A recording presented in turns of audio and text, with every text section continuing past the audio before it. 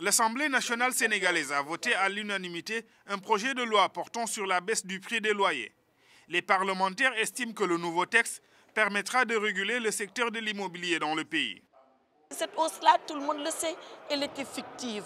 Dakar est dans une bulle immobilière de fiction. Il fallait y mettre fin.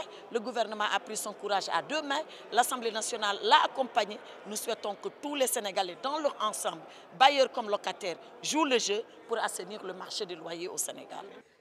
L'adoption de cette loi a cependant suscité des débats. L'opposition souligne des manquements et doute des modalités de son application. Ce projet de loi-là a des anomalies. Vous avez tous lu le rapport. Énormément de griefs.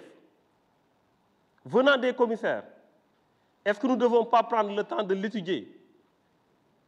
Prendre le temps de faire en sorte que la loi puisse s'appliquer de manière juste et équitable. L'application de la loi baisse les loyers sans corriger les erreurs de calcul des loyers pour ceux qui n'avaient pas pris en compte les surfaces corrigées. Diminuer de 29%, 14% ou 4% ne signifie évidemment pas que le nouveau prix obtenu est conforme à la surface corrigée.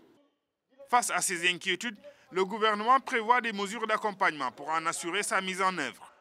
Jusqu'à 150 000 francs, nous avons 29% de baisse.